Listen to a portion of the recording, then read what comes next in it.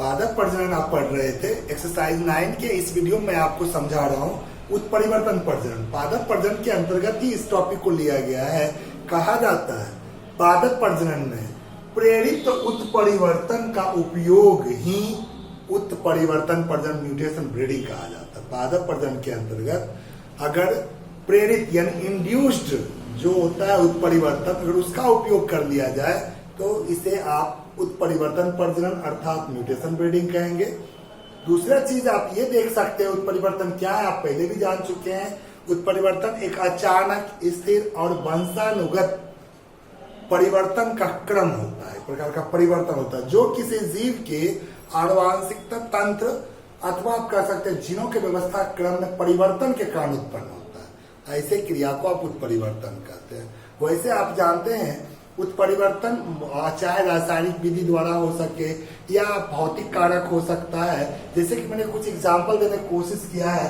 Chemical mutagens यानी mutagens क्या है, पहले भी चैप्टर में पढ़ चुके हैं। उत्परिवर्तन उत्पन्न करने वाले कारकों को उत्परिवर्तन जन या इंग्लिश में म्यूटाजेंस कहा जाता है। तो केमिकल म्यूटाजेंस के अंतर्गत आप देख रहे हैं EMS, जिसका फुल फॉर्म है इथाइल मीथेन सल्फोनेट, जिसका सूत्र आप जान सकते हैं CH3SO3H2H5। यहाँ पर दूसरा केमिकल एजेंट्स है सोडियम एजाइड, जिसको आप NaN3 के रूप में आप जानते हैं। उसी तरह से फिजिकल म्यूटाजेंस के अंतर्गत कई तरह कारक आते हैं। उसमें कुछ मैंने दिखाया है यहाँ पे, एक्सरे, यूवी रे, जिसको परावैंगनिक किरण कहते हैं, गामा रे। ऐसे ऐसे विकिरण के द्वारा भी उत्परिवर्तन को उत्पन्न किया जा सकता है। वैसे उत्परिवर्तन से नए लक्षण विकसित होते हैं जो कहीं न कहीं पौधे के लिए उपयोगी होता है, और ऐसे उपयोगी जीन का निवेश करके कहीं न कहीं अच्छे किस्म का विकास किया जाता है। इसलिए पादप प्रजनन में इस तरह की तकनीक का इस्तेमाल खूब किया जा रहा है। आइए मैं आपको बताऊं दूसरा टॉपिक, जैव प्रबलीकरण। जैव प्रबलीकरण, जिसको आप इंग्लिश में बायोफोर्टिकेशन भी कहते हैं। खास करके सिंपल सा इसका मीनिंग क्या है, जन स्वास्थ्य को सुधारने, पूरे हमारी जनता है, हमारे आवाम आबादी है, उनकी स्वास्थ्य को सुधारने के लिए, आप भी जानते हैं स्वास्थ्य को सुधारने के लिए अच्छे पोषण चाहिए। तो जन स्वास्थ्य को सुधारने के लिए विटामिन तथा खनिज युक्त उच्च प्रोटीन तथा स्वास्थ्य वर्धक वसा वाली प्रजनित फसलों के विकास को बायोफोर्टिकेशन कहा जाता है। ध्यान रखेंगे ये वर्ड। खास करके ऐसे फसल आप देख सकते हैं कुछ, जैसे विटामिन ए युक्त गाजर, पालक, कद्दू, ये सब कहला रहा है। विटामिन सी युक्त करेला, सरसों, टमाटर इसके अंतर्गत, और भी बहुत सारे आते हैं। वैसे आयरन और कैल्शियम युक्त पालक, बथुआ, प्रोटीन युक्त मटर, बीन्स, सैम, ऐसे ऐसे कुछ मैंने पौधे का नाम लिखा फसल का खाना युक्त पोषक आहार के रूप में। वैसे हर इंसान को चाहिए अपनी स्वास्थ्य का देखभाल करे, और जन स्वास्थ्य को सुधारने के लिए हमारे ऐसे बहुत तरह के क्रियाक्रम है जिसका कि हम फायदा उठा सकते हैं। आइए नेक्स्ट टॉपिक बताओ, एकल कोशिका प्रोटीन। एकल कोशिका प्रोटीन SCP के बारे में बात करूं। एकल आप देख रहे हैं, यानी कि यहाँ एक कोशिका की बात हो रही है, सूक्ष्म जीव की बात होगी। कुछ ऐसे हमारे प्रकृति में सूक्ष्म जीव है जिसे प्रोटीन के अच्छे स्रोत के रूप में मनुष्य तथा पशुओं के पोषण के लिए उपयोग में लाया जा रहा है। इसी को SCP यानी एकल कोशिका प्रोटीन कहते हैं। वैसे सिंपल सा दिमाग में रखेंगे, SCP प्रोटीन के अच्छे स्रोत माने जाते हैं। SCP प्रोटीन से भरपूर कोशिका का जीवभार होता है। दूसरा चीज आप यहाँ पर देख भी सकते हैं, इसके उत्पादन, SCP के उत्पादन के लिए अधिक जगह की आवश्यकता नहीं होती है। कम जगहों पर भी इसका आसानी से उत्पादन किया जा सकता है। कोई जलवायु इसको प्रभावित नहीं करती है। इस तरीके से हम अच्छी तरीके से इसका उत्पादन भी कर सकते हैं। दूसरा चीज हम आप देख सकते हैं कि हमारे शरीर में इसका उपयोग करने पर सभी तरह के एमिनो एसिड की प्राप्ति भी होती है। कई तरह के एग्जाम्पल मैंने देने का कोशिश किया, जैसे एल्कीज को शैवाल कहते हैं, इसमें आप स्पाइरुलिना, क्लोरेला, सिनेडेस्मस, ऐसे ऐसे एल्गी हैं जो कि महत्वपूर्ण SCP के रूप में उपयोग किया जाता है। कवक है जिसमें ईस्ट आता है, ईस्ट की प्रजाति सैक्रोमाइसिस, कुछ है कैंडिडा कवक, इसे भी इस्तेमाल किया जाता है।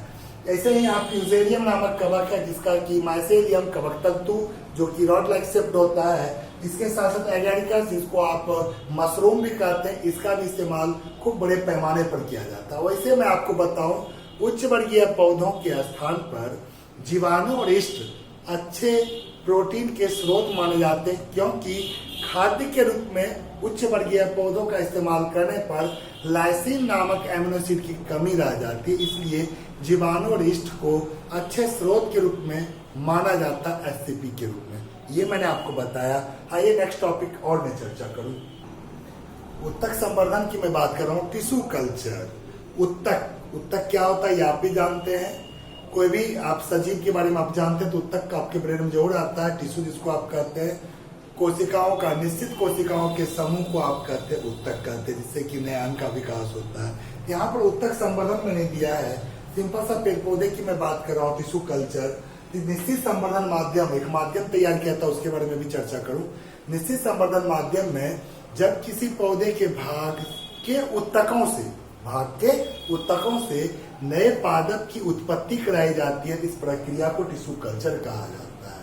खास करके पौधे के जिस भाग का संवर्धन में इस्तेमाल किया जाता है उस भाग को एक्सप्लांट कहते हैं, कर्तोत्तक कहा जाता है। इस तरह के एक्सप्लांट के रूप में जड़, तना, पत्ती, इन सब का संवर्धन में इस्तेमाल किया जाता है। इनके भाग का कहा जाता है संवर्धन के लिए मुख्य अवयव, उत्तक संवर्धन के लिए मुख्य अवयव जिसका की माध्यम तैयार किया था, कौन कौन से होते हैं। जैसे कि ऊर्जा का स्रोत होना चाहिए सुक्रोज के रूप में, अकार्बनिक लवण होना चाहिए, कुछ विटामिन होना चाहिए, अमीनो अम्ल होना चाहिए, वृद्धि नियंत्रक हार्मोन के रूप में ऑक्सिन, साइटोकाइनिन, ऐसे से हार्मोन का उसमें इस्तेमाल किया जाता है। 1950 ईस्वी में कहा जाता है एस्कूज और मिलर, दो साइंटिस्ट ने अपने प्रयोग द्वारा साबित किया कि संवर्धन माध्यम में काइनेटिन और IAA इंडोल एसिटिक एसिड का निश्चित मात्रा मिलाने से कैलस में जड़ एवं प्ररोह को विभेदन करने के लिए प्रेरित किया जा सकता है। ऐसा इन्होंने प्रयोग द्वारा साबित किया था 1950 ईस्वी में एस्कूज और मिलर ने। कहा जाता है सिंपल सा, ये जो उत्तक संवर्धन है इसकी सफलता देखी जाती है एक्सप्लांट की प्रकृति, इसके साथ साथ संवर्धन माध्यम की रासायनिक संरचना, इसके साथ साथ अन्य परिस्थिति पर भी निर्भर करता है। कैलस जो वर्ड आता है, कैलस क्या है? कैलस का सिंपल सा हम समझा सकते हैं, जो कृत्रिम तरीके से तैयार किया जाता है प्रणाली में, वहां पर जो असंगठित उत्तकों का जो समूह बनता है उसी को कैलस नाम दिया जाता है, जिसमें जड़ और प्ररोह की उत्पन्न करने की क्षमता होती है। दूसरा चीज और मैं बताऊं, अभी तो नए जमाने में आप ये देख रहे हैं, पुराने प्रारंभिक समय में कहा जाता है कि उत्तक संवर्धन के लिए माध्यम का जो इस्तेमाल किया गया था उसमें कहीं न कहीं फलों का रस, नारियल का पानी, ईस्ट, ये सब का इस्तेमाल किया जाता था। फलों का रस, नारियल का पानी, ईस्ट, ये सब इस्तेमाल करके संवर्धन माध्यम तैयार किया जाता था। मैं आपको बताऊं उत्तक संवर्धन कितने तरीके से होता है। मैं उत्तक संवर्धन के प्रकार की बात कर रहा था। एक्चुअली उत्तक संवर्धन के द्वारा, इस टेक्निक के द्वारा अलग अलग तरीके से हम पौधे उत्पन्न कर सकते हैं। उसमें से नंबर 1 मैंने आपको बताने की कोशिश किया, अपस्थानिक मेरिस्टेम द्वारा, बायोएडवेंटिटस मेरिस्टेम, मेरिस्टेम के बारे में समझ लीजिए। विभाज्योतक यानी कि पौधे का वह भाग जिसमें विभाजन की क्षमता होती है, कोशिका की विभाजन की क्षमता होती है, उसे आप मेरिस्टेम कहते हैं। इसके द्वारा कैसे विभाजन की क्षमता है तो ऑटोमेटिक विभाजन करके नई संरचना का निर्माण कर सकता है। इसका इस्तेमाल किया था उत्तक संवर्धन में। तो नए पादप का निर्माण मुख्य रूप से देखा था संवर्धन माध्यम उपस्थित साइटोकाइनिन और ऑक्सिन, दोनों हार्मोन है, इसकी मात्रा पर निर्भर करता है। जब साइटोकाइनिन की मात्रा अगर संवर्धन माध्यम अधिक कर दिया जाए, प्ररोह, यानी प्ररोह क्या होता है, तना वाले भाग को कहते हैं, तो प्ररोह के उत्पादन में सहायक होने लगता है। लेकिन जब ऑक्सिन की मात्रा को अधिक कर दिया जाए तो जड़ के उत्पादन में सहायक, जड़ का निर्माण तेजी से होता है, उसमें सहायता करता है। इस तरह से मेरिस्टेम की संरचना का इस्तेमाल करके हम नए पादप का निर्माण कर पाते हैं। दूसरा तरीका अतिरिक्त कली निर्माण द्वारा, तो प्ररोह यानी तना वाले भाग में जो कलिका होती है उसे संवर्धन माध्यम में अगर विकसित कराया जाता तो उससे अतिरिक्त कली यानी ऑक्सिलरी वर्ड्स बन जाते हैं, और इस ऑक्सिलरी वर्ड का इस्तेमाल करके नए पादप का निर्माण किया जाता है। तो इसके फलस्वरूप जितने भी पौधे उत्पन्न होते हैं वो सभी आनुवांशिक रूप से अपने जनक के समान होते हैं। तीसरा इसका जो मेथड है वह एडवेंटिव एम्ब्रियो द्वारा, खास करके देखा जाता है कुछ पौधे के जनन कोशिकाओं से एडवेंटिव एम्ब्रियो का निर्माण कराया जा सकता है। यह जो एम्ब्रियो होता है यह वास्तविक भ्रूण के समान होता है, इसलिए इसी रचना को एम्ब्रोइड भी कहा जाता है। और आप जानते हैं भ्रूण से नए पौधे का भी विकास होता है। इस तरह से मैंने उत्तक संवर्धन का हर टॉपिक समझाने की कोशिश किया। नेक्स्ट वीडियो में भ्रूण संवर्धन एम्ब्रियो कल्चर के बारे में बात करूंगा।